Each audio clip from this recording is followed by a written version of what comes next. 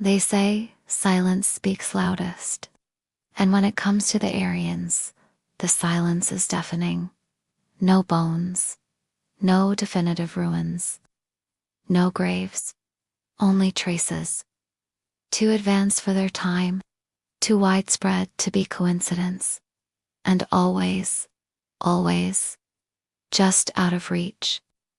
In 1962, a classified Soviet mission to the Altai Mountains recorded seismic anomalies, deep, rhythmic vibrations. They followed it to a cave system. And then the feed went dark. Recovered footage leaked, years later showed carvings. Not primitive, not tribal, but mathematical, geometric spirals. Swastikas not Nazi, but ancient. And a phrase etched in Sanskrit.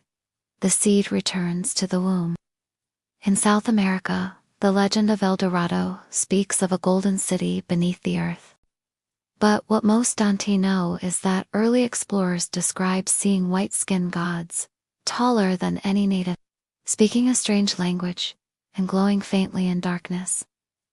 In 1945, at the end of World War II, U-boat U-530 surrendered in Argentina. Its captain refused to explain where he'd been, but logbooks confiscated and hidden mentioned passage through the ice, and a land without sun. Operation High Jump followed shortly after. Coincidence? Or a hunt for something the Nazis found and hid? Then there's the Antarctic anomaly, a region beneath the ice where satellite imagery shows symmetrical structures aligned to celestial bodies.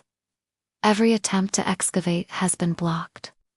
Every researcher who gets too close vanishes into scandal, silence, or the snow. Some say this underground world is not just real. It is alive. A place where the Aryans built a sanctuary, not just from war, but from time. A realm sealed from decay, death, and disease. Powered by unknown energy. Shielded by magnetic distortion. Accessed only by those who already belong. And every so often, they send someone back. Men who rise suddenly to power.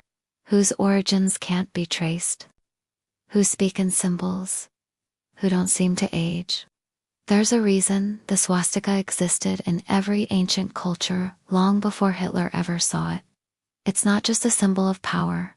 It's a compass. A map. A key. But a key to what? Some claim it's a portal. Others a code. A genetic marker buried in our DNA. And if the Aryans are watching from below, waiting for humanity to forget, to rot, to collapse, then maybe their return isn't conquest. Maybe it's cleanup. Because the myth was never that they died out. The myth was that they ever left. Maybe they never vanished. Maybe they simply not in defeat, but in design. A calculated disappearance. A long sleep. A reset. Because the deeper you look, the more the puzzle assembles itself, not into a myth, but into a warning. In 1987, a linguist named Dr. Elias Bruckner published a short paper on pre-Sanskrit root patterns, found in remote regions of Siberia, Peru, and northern Finland. All shared one thing. The same word for home, a word never spoken on the surface. He called it Aryanda. The paper was immediately retracted. Bruckner was found dead 6 months later. An apparent overdose, but his notebooks were never found. What if the Aryans left behind more than stories? What if they left a trigger? A code embedded in ancient languages, in bloodlines, in DNA? Something that would awaken when the surface world crossed a certain threshold. Nuclear proliferation, climate collapse, moral decay. And when that threshold is crossed, they rise, not in ships, not in war, but in whispers, in institutions, in minds.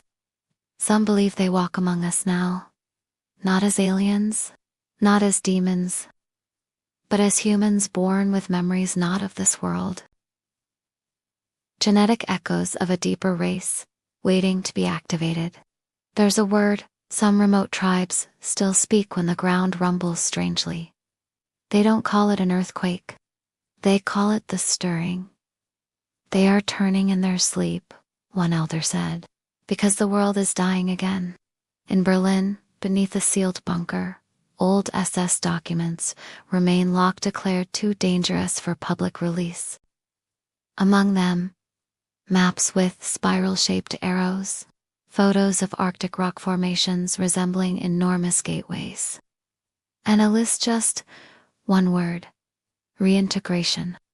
What if the Aryans never saw themselves as extinct, but as separated?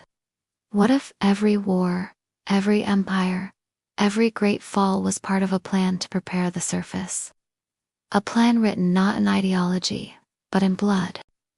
And now, as the world reaches another breaking point, as technology opens doors once sealed, and humanity plays with powers it doesn't understand, and the earth stirs. So when you hear whispers of the hollow earth, when you see symbols that never die, when a stranger looks at you with eyes far too old, ask yourself, are you witnessing the future, or the return of something buried beneath your feet all along?